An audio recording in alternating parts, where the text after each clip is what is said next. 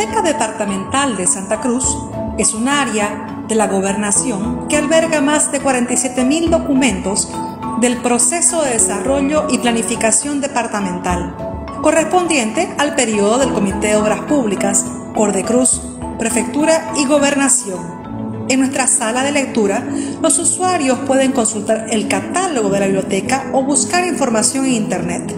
Además de la consulta en sala, la biblioteca ofrece a nuestros usuarios servicio de hemeroteca, espacio infantil, 2.550 documentos digitalizados, Internet y Wi-Fi. Gracias al apoyo de Café Patrimonio, los lectores pueden servirse un café boliviano de cortesía, con calidad de exportación. Actualmente desarrollamos diferentes actividades de fomento a la lectura, escritura y aprendizaje de nuestra historia de manera online. Difundimos nuestras actividades mediante nuestras redes sociales, Facebook, WhatsApp, Instagram, YouTube y un sitio Wix. De igual manera, gracias a una alianza con Fundación Cotas, la programación semanal es también proyectada por los canales de Cotas en sus diferentes señales.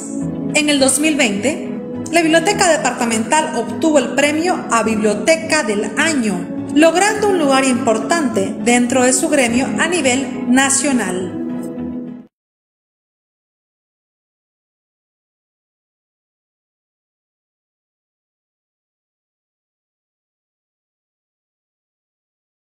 Muy buenas noches. La Biblioteca Departamental es un área de la Gobernación de Santa Cruz, la cual alberga documentos históricos del proceso de desarrollo del departamento, los cuales corresponden al periodo de 1960 en adelante. Como el objetivo es acercar a nuestro público a los libros, la lectura, a nuestros escritores, gestores culturales y a nuestra historia, es que venimos realizando diferentes actividades de manera presencial y también virtual. Esta noche, como parte de nuestra programación virtual, les presentaremos en nuestro espacio de conferencia un tema muy importante para todos nosotros los cruceños, el cual titula El proceso independentista cruceño, el cual será disertado por el licenciado Bismar Alberto Cuellar Chávez. Él es formado en Ciencias Económicas y Administrativas. Sus 38 años de vida profesional los ha desarrollado en la industria petrolera. Desde niño le apasionó la historia, por lo cual se dedicó a su estudio de manera autodidacta, para luego cursar un posgrado en Historia Cruceña dictado por la Universidad Autónoma Gabriel René Moreno. Su espíritu curioso lo convirtió en un investigador histórico, como él mismo se autodenomina, continuando sus estudios e investigaciones en bibliotecas de Europa, América y Bolivia, logrando descubrir documentos que aclaran y amplían la desconocida historia cruceña, lo que ha publicado de manera inédita. Es miembro de la Sociedad de Estudios Cruceños Geográficos e Históricos de Santa Cruz y socio corresponsal de la igual institución en Sucre. Ha escrito 21 obras literarias sobre literatura, cultura y turismo. Ha escrito y dirigido una obra inédita y única de teatro callejero con 812 actores, la cual fue puesta en escena en la plaza principal el año 2010, con motivo del bicentenario del Grito Libertario Cruceño. Es catedrático de posgrado de liderazgo indígena, rural, distrital y regional, catedrático de posgrado de realidad nacional, también en materias como política social, política económica, política ambiental, política internacional y política partidaria, catedrático de posgrado del módulo de historia cruceña, de igual manera del módulo turismo y cultura cruceña. Cuenta con muchas distinciones entregadas por instituciones cruceñas, valorando su aporte a la cultura, historia y turismo de Santa Cruz.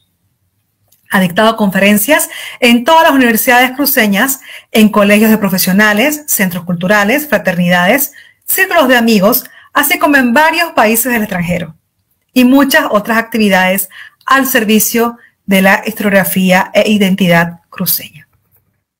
Quisiéramos empezar esta noche agradeciendo a Café Patrimonio, un café nuestro, un café boliviano, el cual nos acompaña en cada una de nuestras actividades, el cual también pueden disfrutar en Demos Café, que está ubicado en la avenida San Martín, calle 5, Hugo Wast.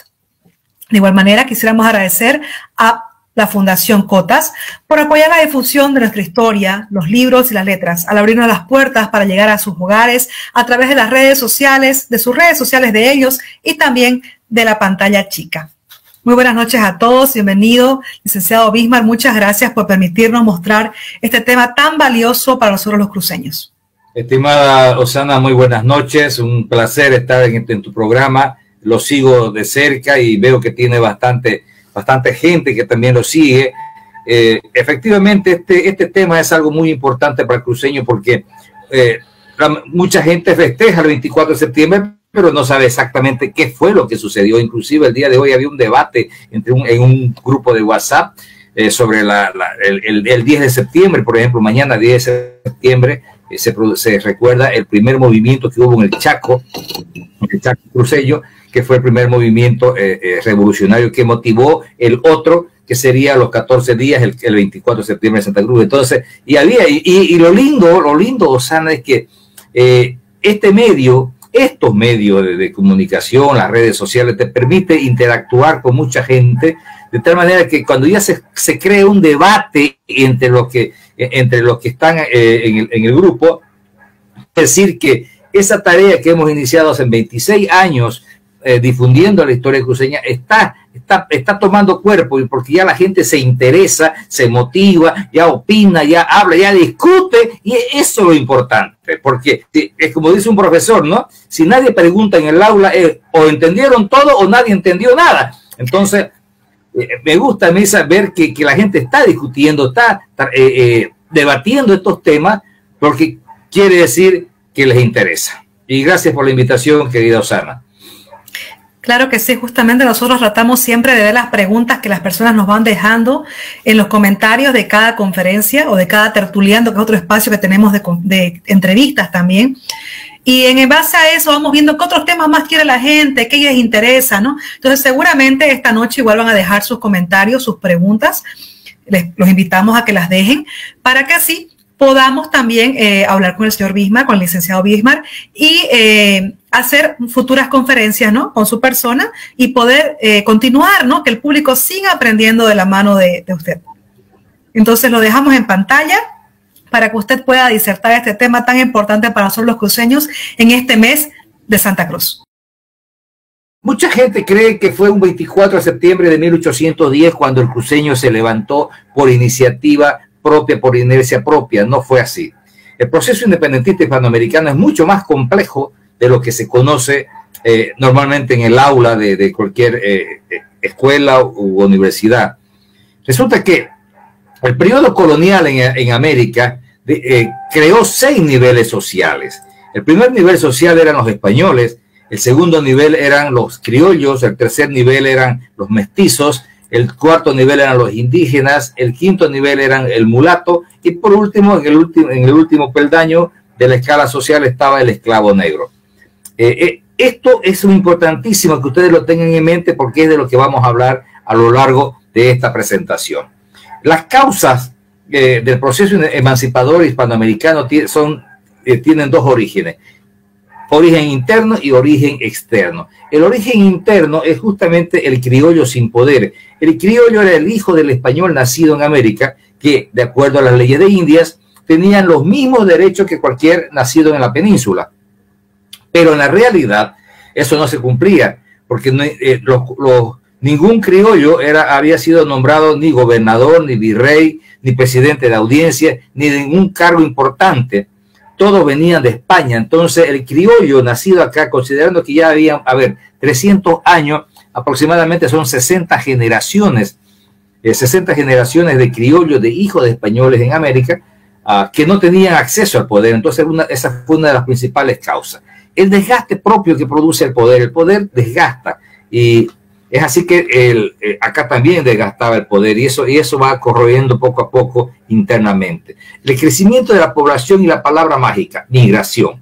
El migrante, el hombre que viene de afuera, por lo general viene con otras ideas, porque no es lo mismo que vos te críes en esta ciudad con un pensamiento y de pronto llega alguien de afuera que viene de otra crianza, de otra experiencia, de otra ciudad, de otras leyes, y comienza a promover cambios en lo que es la población.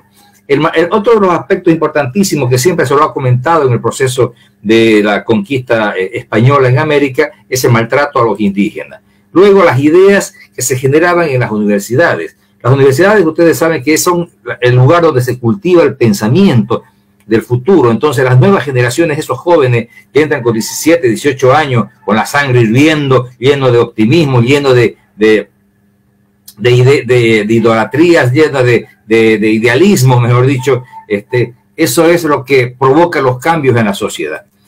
Y por último, el pago de tributo a una corona que nadie conocía al rey, ni el rey no conocía a nosotros. Entonces, todas esas son las causas internas que fueron poco a poco carcomiendo el poder español por dentro. En las causas externas tenemos las luchas europeas por poder y territorio. Ustedes saben que desde que llegó Cristóbal Colón a América, y ojo, no digo descubrió porque ya había sido descubierto, sino cuando llegó Cristóbal Colón a América, se esparció el comentario en Europa, de tal manera que todas las grandes potencias de ese momento, Portugal, Francia, Inglaterra, más España, decidieron venirse a América y repartirse este nuevo territorio. Entonces, pero eso provocó fricciones entre las naciones. Que, primero, por ejemplo, en el caso de Canadá, donde se asentaron colonos franceses y colonos ingleses, convivían pacíficamente hasta que se encuentra una gran riqueza de madera y comienza la disputa y la pelea entre los colonos ingleses contra los franceses, y obviamente los ejércitos de cada uno de ellos salen a proteger a sus colonos y se desata una pequeña guerra mundial en el año 1756, donde se enfrentan Francia contra Inglaterra, pero Inglaterra tenía sus aliados que lo apoyaron en esta guerra, que era Prusia, Hannover y Portugal, y a su vez Francia tenía sus aliados también, que era España, Sajona, Austria, Rusia y Suecia, de tal manera que, como le digo, se produce una casi guerra mundial, una mini guerra mundial en lo que es el territorio canadiense actual, y con la victoria de los ingleses, donde los franceses son expulsados del territorio canadiense. No satisfecho con la derrota, Francia y sus aliados, España, Sajona, Austria, Rusia y Suecia, se asientan en lo que es México, considerando que México estaba en manos de España, y desde ahí comienzan a azuzar a las colonias inglesas de Norteamérica, o lo que es Estados Unidos actualmente, para que se independicen de la corona inglesa. Se usó como pretexto el incremento de unos impuestos, de tal manera que hace que los colonos ingleses se levanten, y apoyado por el ejército español y francés, se produce lo que todo el mundo conoce como la Guerra de los Estados Unidos, que termina con la independencia y la creación de los Estados Unidos de Norteamérica en el año 1783. Ok, aquí había caído Inglaterra. Entonces España y Francia, al sentirse fuerte, al haber derrotado a Inglaterra en lo que es Estados Unidos, deciden atacar a Inglaterra allá en el viejo continente. Y ustedes saben que Inglaterra es una isla, de tal manera que tienen que atravesar todo el mar para llegar hasta Inglaterra, y se produce la famosa guerra de Trafalgar, la mayor guerra naval de la época entre Gran Bretaña contra Carlos IV, rey de España, y Napoleón Bonaparte, rey de Francia. Le correspondió la victoria a los ingleses, de tal manera que España y Francia quedan bastante debilitados en lo político, económico y en lo militar. Entonces, Inglaterra, al ver que estas naciones estaban débiles, decide cortar el cordón umbilical que alimentaba de riquezas a España, en este caso era América, y inicia varios procesos en realidad. Lo primero que hace es, militarmente, ataca a todos los fortines militares de España en América, y es así que ataca, comenzando por el Río de la Plata, atacan Venezuela, atacan Chile, de tal manera que la intención era debilitar a toda la resistencia española en todo lo que es el continente sudamericano. En el Río de la Plata, en ese momento, estaba de virrey el señor Rafael de Sobremonte, quien al iniciarse la invasión de los ingleses huye de Buenos Aires ese es el momento cuando Santiago de Liniers, un militar, enfrenta a los ingleses, los derrota a los ingleses en Buenos Aires, los expulsa, y él asume y toma el control del virreinato y se convierte en el primer criollo en toda la historia en ser virrey de un virreinato. Así que el primer objetivo, que los criollos tomen el poder, ya estaba cumplido. Debemos recordar que en este momento España había caído en manos de Napoleón Bonaparte, porque fue algo que se me pasó a explicarles. Cuando Inglaterra lo derrota a España y a Francia en la batalla de Trafalgar,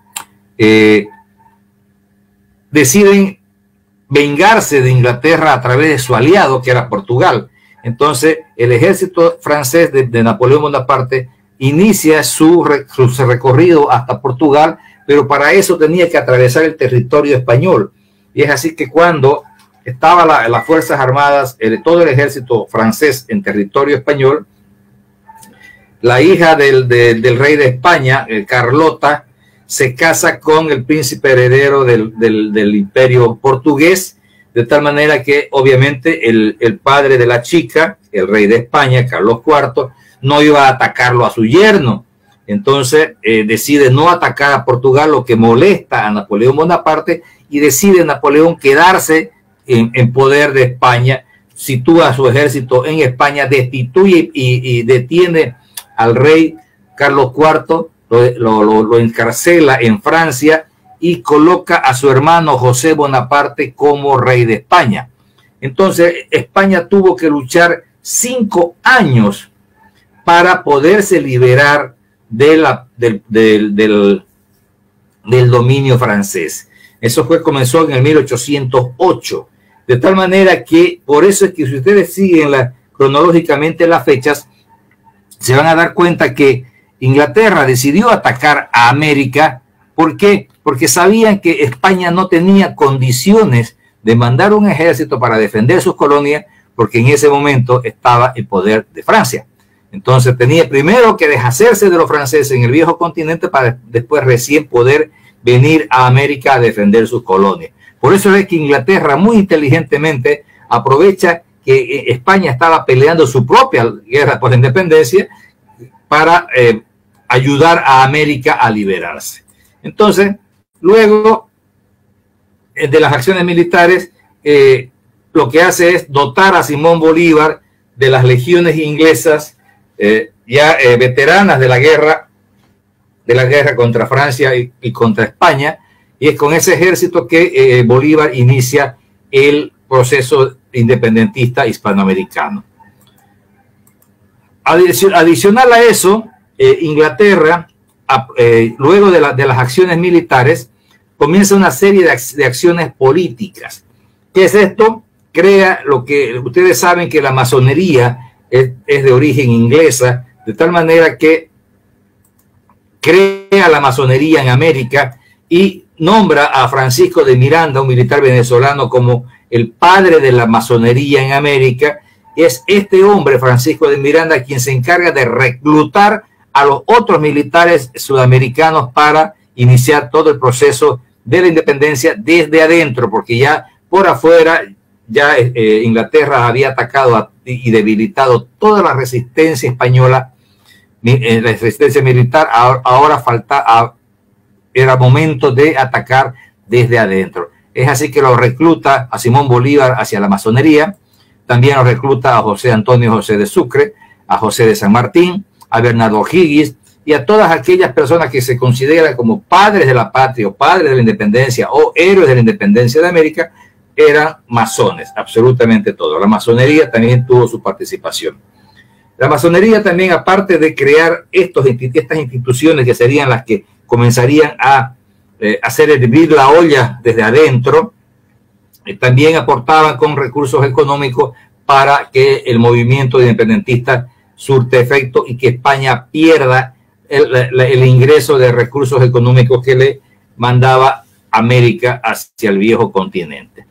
Se crea un brazo de la logia de la masonería en el Río de la Plata con el nombre de Lautaro. Lautaro era un indígena que luchó contra los españoles, donde estaban, en esa logia estaba José de San Martín y otros más.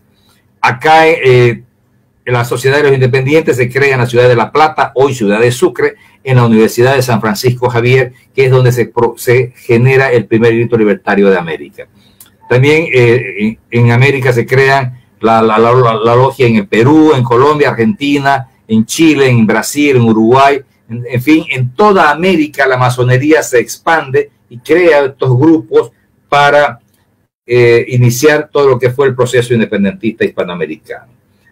Posteriormente, cuando España cae en manos de Francia, como no había rey, entonces se crean lo que se llamó las juntas de gobierno, que eran clandestinas en España, y esas juntas nombran a Baltasar Hidalgo como virrey del Río de la Plata. Y este hombre que recién llegó a Buenos Aires no conocía todos los entretelones de la política que se había desarrollado antes, entonces se dejó convencer por los cabildantes para que se autorice la elección de cabildantes. Los cabildantes, para que ustedes sepan, era la reunión de autoridades. Nosotros actualmente conocemos el cabildo, que lo hacemos en el Cristo Redentor, donde el pueblo grita autonomía. En realidad el cabildo es una figura legal colonial donde están reunidos todos, el gobernador, los alcaldes, regidores, jefes de policía, jefes del ejército, intendentes, o sea, todas las autoridades conformaban el cabildo. Entonces eran electos una vez al año, todos. De tal manera que Baltasar Hidalgo permite que se haga la reunión de cabildantes y lo reconoce al cabildo, y el cabildo, cuando sesiona por primera vez, lo primero que hace es destituirlo justamente a Baltasar Hidalgo, y los criollos de Buenos Aires toman el poder el 22 de mayo de 1809. Eso derivó en que 3 días después, con la noticia que se tuvo de Buenos Aires, 3 días después se levanta la ciudad de La Plata, hoy ciudad de Sucre, y se genera lo que ustedes todos conocen como el primer grito libertario de América. Lo importante de este movimiento, aparte de la efectividad que tuvo, es quiénes estaban en ese momento en el evento. Estaban de testigo y participante el señor Juan Antonio Álvarez de Arenales, el señor Antonio Vicente Seoane Robledo, el señor Eustaquio Moldes, el señor Juan Manuel Lemoa o Lemoine, el señor Vicente Caballero. Todos ellos posteriormente participarían en el movimiento independentista cruceño. Ese es el efecto dominó del primer grito libertario en Chuquisaca. Produce el levantamiento en La Paz el 16 de julio del mismo año 809, y posteriormente el levantamiento de Santa Cruz el 15 de agosto de 1809, cuando los negros, mulatos, indios, esclavos y libres deciden levantarse contra los blancos y matarlos a todos los españoles de Santa Cruz. El evento fue descubierto a tiempo y no se produjo la matanza de españoles y de blancos en la ciudad de Santa Cruz de la Sierra, de tal manera que este evento no causó el daño que los negros pretendían, y tampoco ellos ganaron su libertad. Pero para España, este evento del 1809 fue considerado como el primer grito libertario de Santa Cruz, el primer movimiento libertario, el primer movimiento en contra de España. Es así que en los libros de España figura el 15 de agosto de 1809 como el primer movimiento revolucionario en contra de los blancos y españoles en Santa Cruz de la Sierra. La matanza se iba a producir en la casa que está señalada en la fotografía, que se ubica donde está actualmente, creo que hay una oficina de Entel ahí, en la esquina de la plaza 24 de septiembre. Este es el Shopping Bolívar. Aquí en esta casona vieja es la actual alcaldía municipal, y aquí al frente no sé qué tienda, creo que estaba Entel, ¿no? Ahí vivía el gobernador Antonio Seoane de los Santos. Y estos son los documentos que prueban que en España se considera el movimiento del 1809 como el primer movimiento revolucionario de Santa Cruz. porque aquí dice, por ejemplo, ¿no?, que el mal ejemplo de esta ciudad, primera en su revolución, habla de Charcas, se siguieron las de La Paz, Santa Cruz y Quito, organizadas bajo un mismo plan de gobierno. Hay otro documento más clarito, como este, por ejemplo, que es el informe del presidente e intendente de Charcas, el mariscal de campo, don Vicente Nieto, que dice que como todo lo han minado los revolucionarios, cuyo impulso no debemos dudar le movieron los alentadores a las legítimas autoridades de las ciudades de La Plata y de La Paz, ha de creer que la novedad ocurrida en la ciudad de Santa Cruz por los indios, negros, mulatos, esclavos libres contra los españoles sea un retoque, o sea, un eco de las negociaciones ocultas en aquellos infames o una consecuencia del escandaloso ejemplo dado por las anunciadas La Plata y de La Paz. Con estos documentos se certifica de que para España el movimiento que se produce el 15 de agosto de 1809 es considerado como el primer levantamiento cruceño en contra de los españoles y de los blancos que vivían en esta zona de Sudamérica. El trabajo de los emisarios continúa y es así que el 10 de septiembre de 1810 uno de los emisarios, Eustaquio Moldes, llega hasta un fuerte militar que se encontraba instalado frente a lo que es actualmente Camiri, en la zona de Membiray, donde había una tropa española y una tropa indígena. En ese lugar estaba de comandante el coronel Antonio Suárez de Arteaga, y de cura o de vicario del lugar estaba el cura Andrés Salvatierra Chávez, y estaba de monaguillo el señor José Manuel Vaca Cañoto, ¿no? Era monaguillo del cura Salvatierra. Y llega Eustaquio Moldes, conversa con estos personajes y logra convencerlos para que se sumen al movimiento independentista, y es así que la tropa española que se encontraba en el fortín, en el fuerte, juntamente con los nativos, se vienen a Santa Cruz a producir el primer grito libertario cruceño. Llegan hasta la ciudad, en que estaba en ese momento gobernada por el señor Pedro José Toledo Pimentel, que era un salteño. No se olviden ustedes que el virreinato del Río de la Plata, Santa Cruz pertenecía al virreinato del Río de la Plata, por eso que las autoridades venían del virreinato del Río de la Plata, venían de Buenos Aires, venían de lo que hoy se conoce como Argentina. Estaba de alcalde don Francisco Javier de Cuellar, un antepasado mío. El regidor estaba don José Joaquín Aponte, Francisco Saucedo y don José Vicente Arias. Y obviamente estaban los emisarios, Juan Manuel Lemoine o Lemoine, estaba Eustaquio Moldes, estaba don Melchor Guzmán Quitón, ¿ya? Y inicia el movimiento don José Andrés de Salvatierra Chávez, el coronel Antonio Suárez de Arteaga y el doctor Antonio Vicente Sehuanes Robledo. Todos estos personajes son los que dan el primer grito libertario de Santa Cruz, y se produce el 24 de septiembre la proclamación de la Junta Revolucionaria del Río de la Plata. Este es el documento de puño y letra de don Antonio Vicente Sehuanes, que por primera vez los ojos cruceños lo van a ver.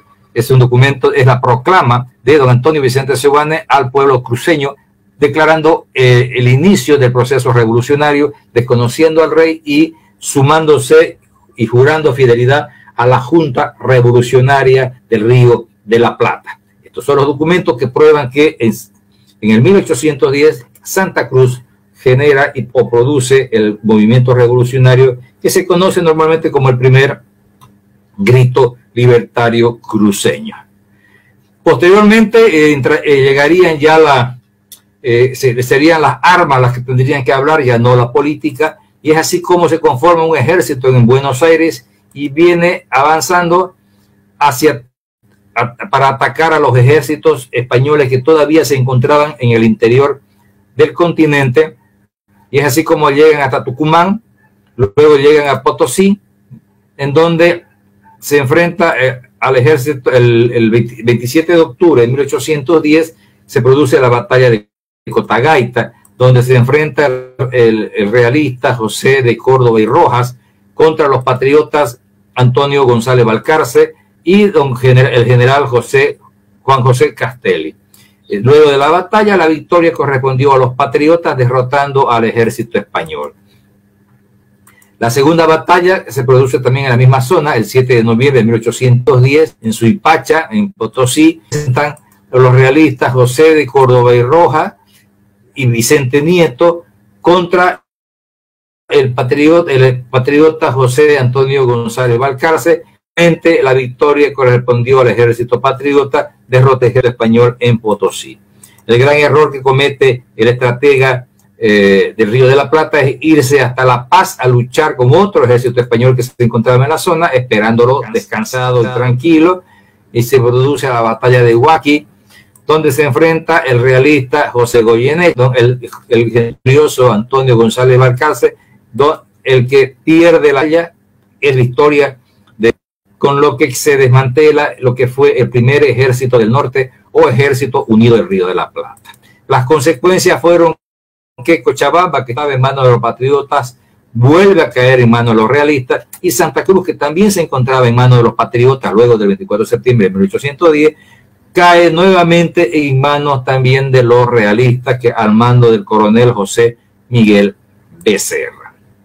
Luego se conforma un segundo ejército del Río de la Plata, y en el 1812 se produce la batalla de Tucumán, donde se enfrenta el realista Pío Tristán contra los patriotas José Manuel Belgrano, Juan Antonio Álvarez de Arenales, el coronel José Manuel Vaca, el Colorado, este hombre era de Santa Cruz por si acaso, y el coronel Ignacio Warner. Todos ellos se enfrentan a Pío Tristán y lo derrotan en Tucumán el 24 de septiembre de 1812.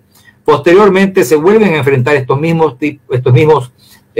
señores el 20 de febrero de 1813 en la batalla de Salta.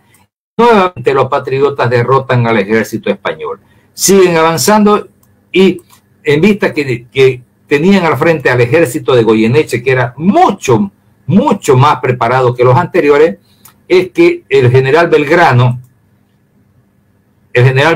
decide enviar emisarios a Cochabamba y a Santa Cruz para que traigan más soldados. Es así que Juan Antonio Álvarez de Arenales fue destinado a Cochabamba, y Ignacio Warnes, el Colorado Mercado y Saturnino Salazar son enviados a Santa Cruz para que traigan más combatientes.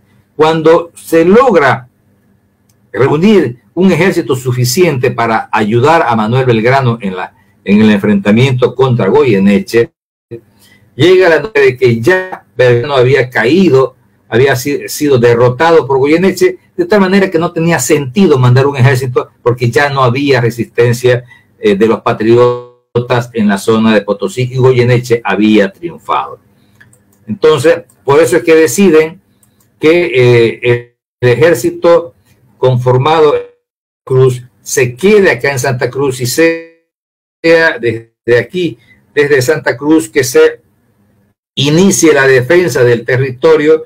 Es así que el coronel Antonio Suárez de Arteaga logra reunir un pequeño ejército y retoma el control de Santa Cruz, que había caído hacía poco en manos de Becerra, y el 24 de 1813 llegan a Santa Cruz Ignacio Warnes, el Colorado Mercado y Saturnino Salazar con 20 rioplatenses más, y con ellos se inicia es el ejército cruceño. Ese ejército cruceño que conformó tres grandes cuarteles militares, uno de los cuales estaba en el seminario, en la Casa de la Cultura, la universidad y el Club Social. Ahí estaba el cuartel del seminario, que se llamaba, porque había un colegio grande que era el Colegio Seminario. El segundo cuartel está en la Casa de Gobierno, donde es actualmente la Manzana 1, ahí se conformó, en la zona de la iglesia San Roque. Así que con este cuartel es una foto, por ejemplo, del Colegio Seminario. En ese sector era donde se preparaban las armas, se preparaban los cañones, y el ejército se adiestraba al otro lado en la Casa de Gobierno, lo que es la Manzana 1 actualmente. El ejército vencedor de Goyeneche va y ataca Cochabamba, donde estaba Álvarez de Arenales, lo derrota a Álvarez de Arenales, quien huye hacia Santa Cruz, y es alcanzado en la zona de San Pedrito, más o menos por aquí, por Comarapa, por el ejército español. Se produce una escaramuza entre el comandante español Juan Antonio Álvarez de Arenales con Manuel Joaquín Blanco, y obviamente que el ejército español, mucho mejor pertrechado, derrota a Arenales, quien tiene que huir por la sierra y refugiarse en la zona sur de Santa Cruz, en la zona de Cabezas, aquí de ida a Camiri, sobre la carretera Camiri. Desde ahí envía un comunicado y pide ayuda a Ignacio Warnes para que, y le anuncia de que venía el ejército español en camino. Entonces, lo que hace Ignacio Warnes es divide su ejército en dos partes. Uno se va a ayudar a Arenales al sur y manda una delegación a la Angostura para que se le haga una emboscada al ejército español que venía por ahí, y es así que en la Angostura se produce la emboscada al ejército español, mientras que el otro grupo estaba armando la estrategia para enfrentarse a este ejército español en la zona de Florida.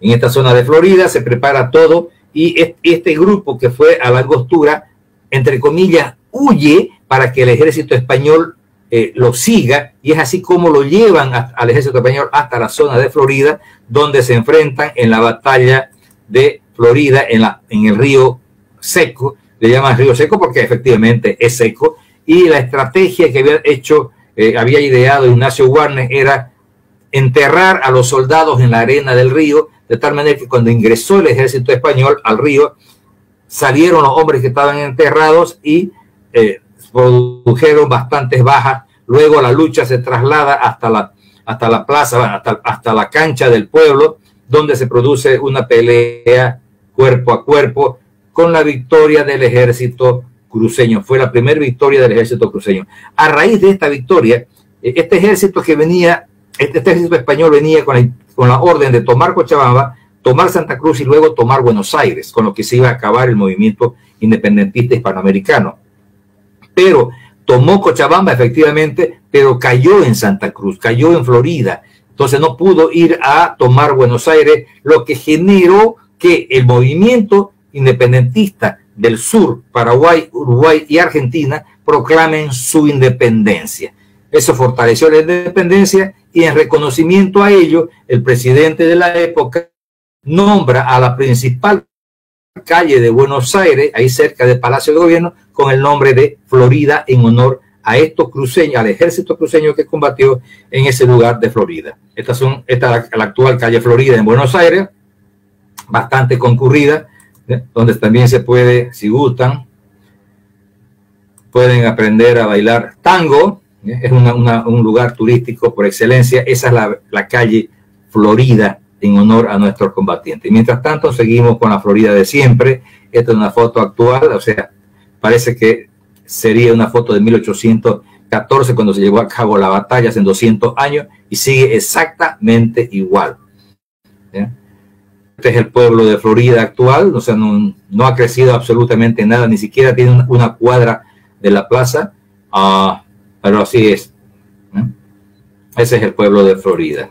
Bien, luego una facción del ejército español que se encontraba en Santa Cruz huye hacia Chiquitos y se reúne con el ejército español que había en Chiquitos, y es así que Ignacio Warnes se entera de que ese ejército estaba fortalecido allá en la parte de la Chiquitania, y decide ir a enfrentarlo porque no era posible dejarlo suelto a ese ejército porque era muy peligroso. Es así como Ignacio Warnes con su ejército se traslada hasta la zona de San Rafael de Velasco. A 10 kilómetros de San Rafael estaba la hacienda, y está la hacienda Santa Bárbara actualmente, y ahí se enfrenta con el ejército español y lo vuelve a derrotar, con lo que se termina por completo la resistencia española en lo que es Santa Cruz hasta ese momento. 1815 al 7 de octubre. Aprovecho la ocasión para invitarlos a todos ustedes para que el 7 de octubre, dentro de un mes, nos acompañen a la delegación de la Sociedad de Estudios Geográficos e Históricos de Santa Cruz al evento de recordación de esta batalla que se va a llevar a cabo en el lugar mismo donde se llevó a cabo la batalla en Santa Bárbara, en la zona de San Rafael de Velasco.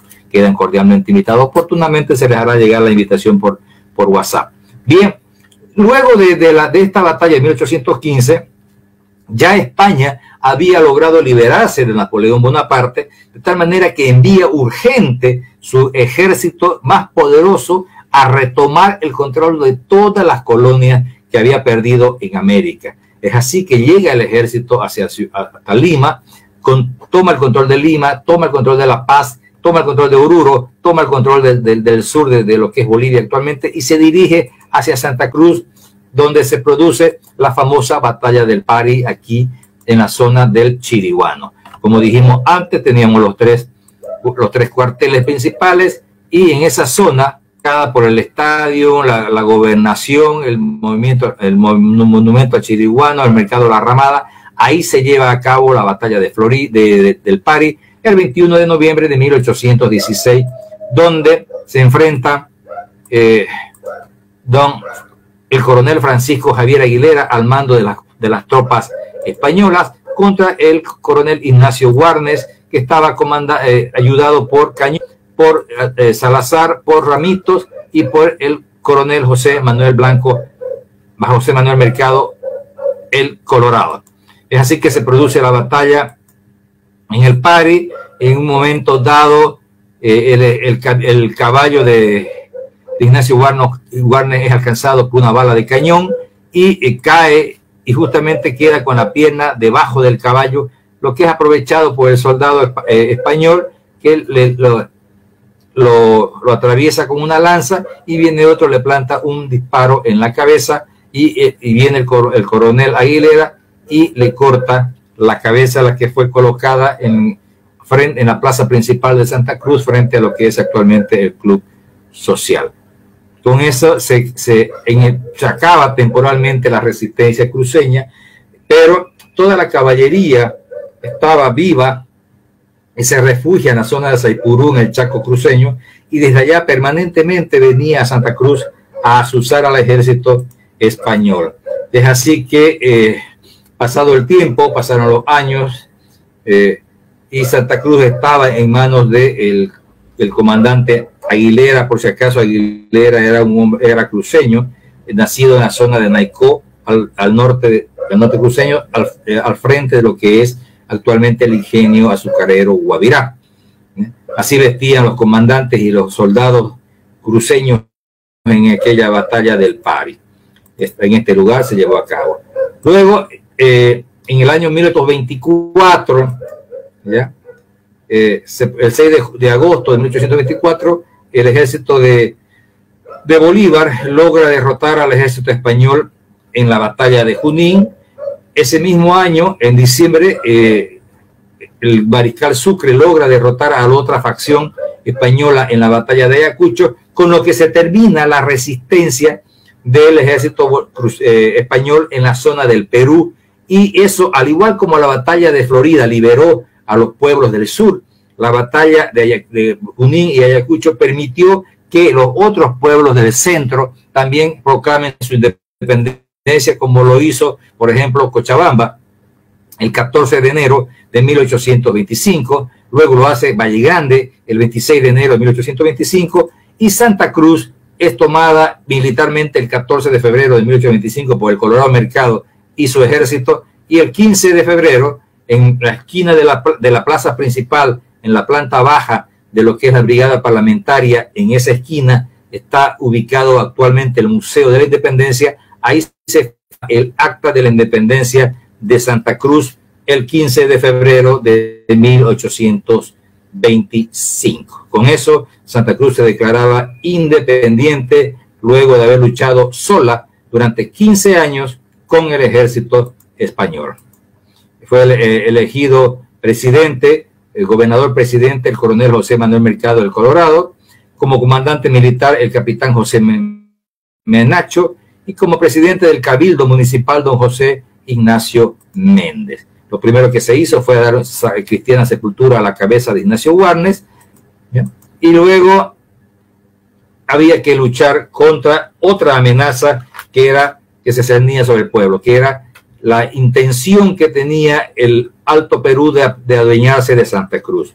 Por eso fue que el Congreso argentino, al cual pertenecía la Santa Cruz colonial, como les dije antes, Santa Cruz pertenecía al virreinato del Río de la Plata. Entonces, el Congreso del Río de la Plata envía una carta al libertador Simón Bolívar y le dice lo que ustedes están leyendo, que liberaba a las 4 provincias del Alto Perú hasta el Desaguadero para que hagan lo que quieran.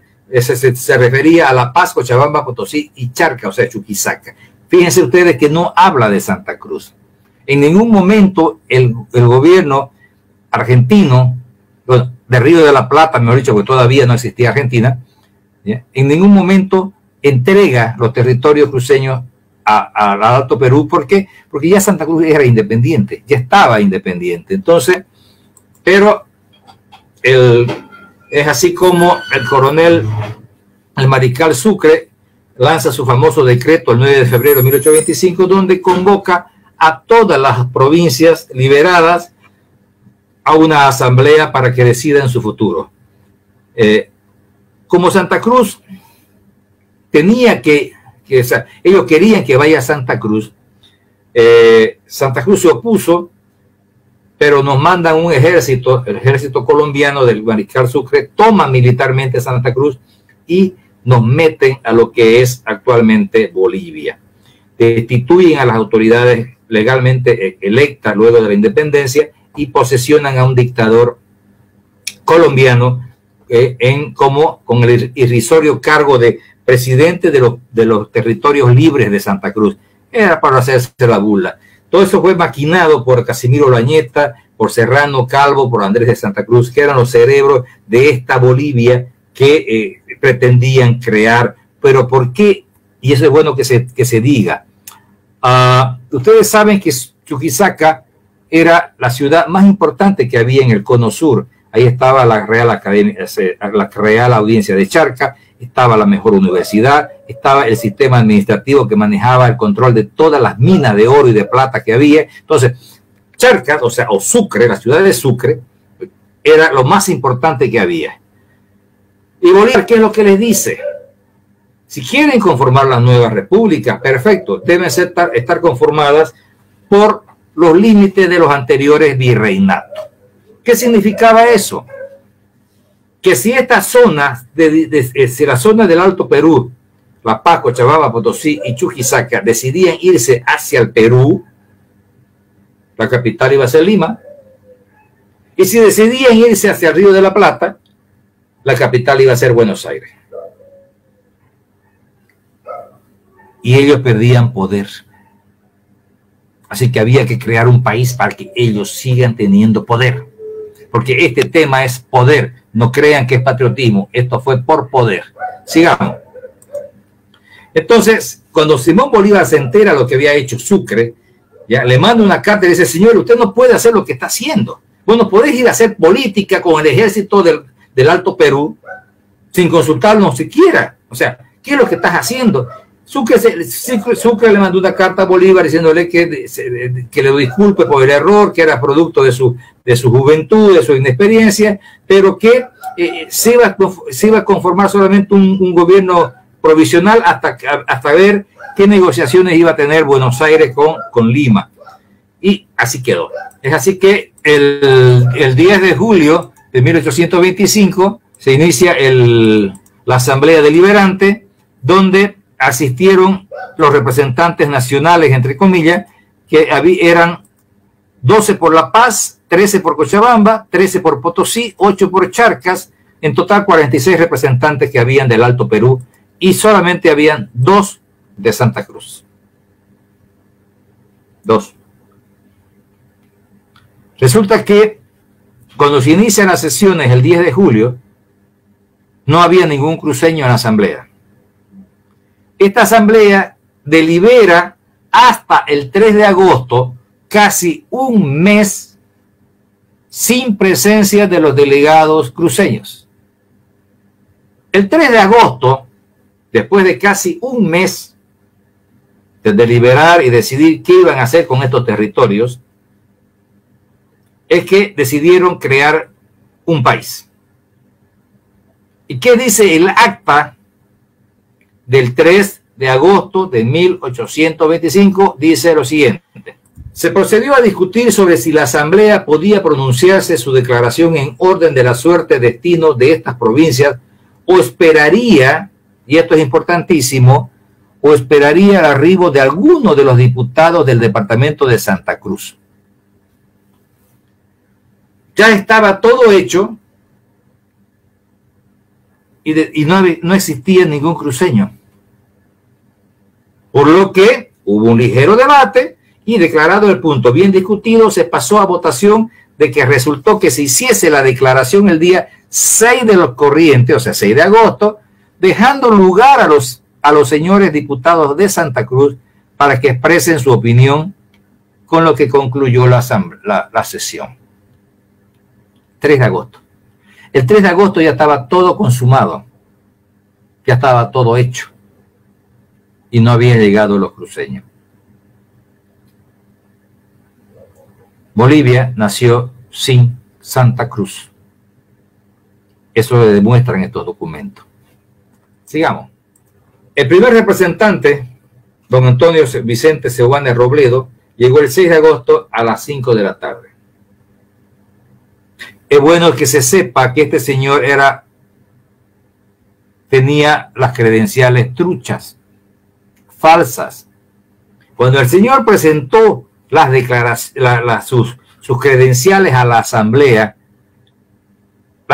se las rechazó porque eran falsas. ¿Y saben por qué? Porque si nos vamos a ir al decreto original de Antonio José de Sucre, decía que se debía conformar una junta electoral, se debían registrar los candidatos, se deberían registrar los votos, tal como es una elección actual, con acta confirmada por todo mundo, con delegados de mesa, pero no había nada. Claro, si este tipo que estaba dentro de la logia de la masonería en Charcas, porque no se olviden que estaba para el primer rito libertario, el tipo era abogado de la egresado de la Universidad de San Francisco Javier, era parte de la masonería, simplemente llegó y firmó. El 9 de agosto, llegó el segundo delegado, Vicente Caballero, con las mismas falsas credenciales.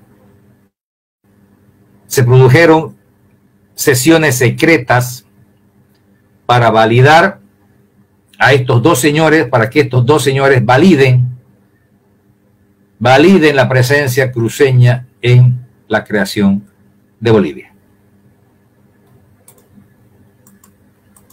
Todo eso derivó posteriormente en que ese 1.703.000 kilómetros cuadrados que tenía la gran provincia de Santa Cruz de la Sierra pasen a poder de lo que es Bolivia. Bolivia, obviamente, que lo primero que hizo fue deshacer el territorio cruceño, creando en 1826 la provincia Iturralde en La Paz, la provincia Francisco Tamayo en La Paz, la creación del Beni, los perdidos en la guerra del Acre, perdidos en el Purús, perdidos con el tratado con Brasil. Todas las guerras las perdió Bolivia y perdió el territorio de cruceño. En total fueron 1.332.000 kilómetros cuadrados que Bolivia tomó en desmedro del territorio cruceño, dejándonos los 370.000 actuales. Esa es la historia, señores. Esa es la historia. Hubieron muchas protestas, muchos reclamos. Ante los reclamos que hubieron, el mismo mariscal Antonio José de Sucre envía al ejército colombiano, toma preso a los patriotas vallerandinos que protestaban en contra de la anexión de los territorios a Bolivia, y los trae aquí a Santa Cruz y los fusila en la plaza principal para que nadie más se oponga a lo que estaba haciendo el ejército colombiano, o en este caso Antonio José de Sucre. Obviamente secundado por lo que ya dijimos anteriormente. El asistente del Coronado Mercado, José María Ramos, protestó también en su momento y fue asesinado por el ejército boliviano al mando del futuro presidente, general Pedro Blanco. Posteriormente, el 25 de octubre de 1828, el brigadier Francisco Javier Aguilera ese que venció a Ignacio Warner en la batalla del Pari, también se revela en contra de la maquinación que se estaba haciendo, exige el respeto al territorio cruceño. Bolívar le ofrece inclusive ser gobernador de Santa Cruz a cambio de su apoyo, lo que Aguilera le dijo: no señor, no lo apoyo. Fue fusilado en la plaza de Vallegrande el 23 de noviembre de 1828 por el coronel Anselmo Rivas, prefecto de Santa Cruz, y también fue decapitado y su cabeza colgada en la plaza de Vallegrande por 8 días. Luego, el primer dictador que mandó el coronel Sucre, el colombiano Francisco María del Valle, que después se quedó a vivir en Santa Cruz, se rebela también en el 31 en contra de lo que estaba sucediendo y fue fusilado en la plaza de Santa Cruz por el ejército boliviano enviado por el dos caras Andrés de Santa Cruz. Luego de eso se han producido muchos levantamientos ya pasan 200 años y espero que algún día podamos recuperar lo que es de los cruceños. Muchas gracias y quedo atento a cualquier pregunta que el público desee hacerme. Muchas gracias, señores. Muchas gracias, señor Bismarck, por la conferencia. La verdad que creo que las personas que han estado participando de ella van a tener muchas preguntas, las cuales pueden dejarnos en los comentarios para posteriormente poder realizárselas en otra instancia, en otra conferencia o tertulia que tengamos posteriormente. Y le vamos a estar ya contactando para poder realizarla. Quisiéramos, siempre las personas nos preguntan qué libros de historia pueden leer, a dónde se pueden dirigir, dónde los pueden comprar. Entonces, usted tiene 4 volúmenes de historia cruceña, las cuales quisiéramos que las personas conozcan y también vean dónde pueden adquirirlos. Sí, son 4 tomos. Los 4 tomitos. Son los 4 tomos de la historia de Santa Cruz. ¿Ya? Son un poquito gordos, van a disculpar, ¿no? Donde está reflejada absolutamente toda la historia del oriente boliviano. Es un gran esfuerzo, estimada Osana, que estoy haciendo porque me embarqué en esta misión. No es un sacrificio, es una misión de dejar escrita toda la historia cruceña, porque las próximas generaciones merecen y tienen todo el derecho de conocer la historia. Lastimosamente nosotros no tuvimos acceso a esa información en colegio, no tuvimos acceso a esa información en la universidad. Así que ahora sí tienen la oportunidad de conocer. Pueden pedírmelos a través del número telefónico que está en pantalla. Se lo entregamos a domicilio sin costo adicional ninguno. Mandamos a cualquier parte de Bolivia sin costo adicional. Hemos mandado ya a Pacanía, a San Julián, a San Ignacio, Puerto Suárez, a todas partes totalmente gratis, porque lo que queremos nosotros es que todo el mundo tenga estos libros en su casa, ¿no? Eso es lo importante, que lo tengan los libros, ¿no? Entonces, yo les pido a todos aquellos que nos están mirando que tengan un libro de historia cruceña, por ellos, por sus hijos, por sus nietos, porque duele mucho después cuando uno quiere comprar un libro y ya el autor se murió, ya se agotó la edición. Entonces aprovechen ahora. Es más, están en promoción porque normalmente cuestan 700 bolivianos los 4. Ahora yo lo estoy dando en 385 los 4 tomos y les regalo una taza. No tengo ninguna por aquí a la mano, una taza con el escudo cruceño hermosísimo. Así que aprovechen la promoción de septiembre y llévese la historia y una tacita para que se tome un buen café que marca Patrimonio. Claro que sí, Café Patrimonio. Café Patrimonio que siempre nos apoya. Entonces, 4 años seguidos.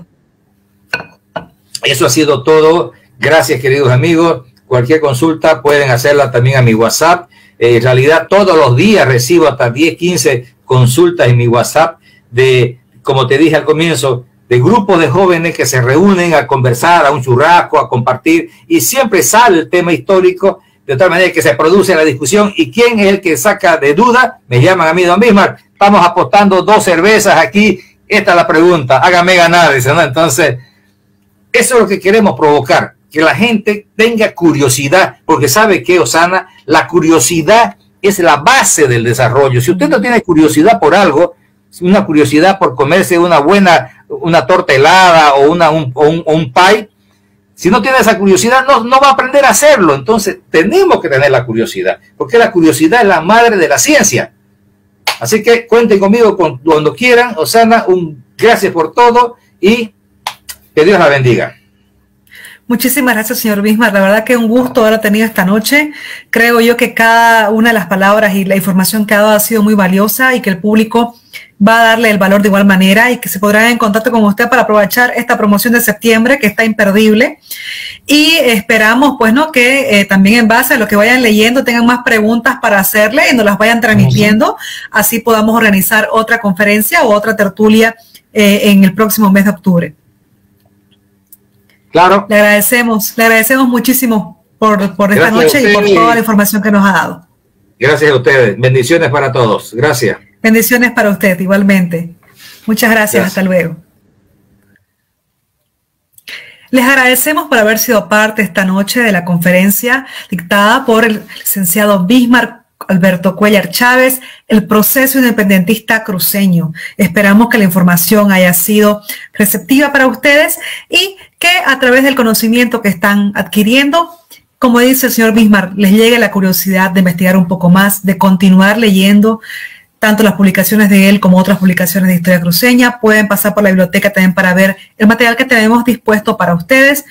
Y los esperamos, como todos los domingos, por las redes sociales, Biblioteca Departamental de Fundación Cotas, por los canales de Fundación Cotas también, para aprender un poquito más y acercarnos a los libros y a la lectura. No nos olvidemos que se hace gestión trabajando.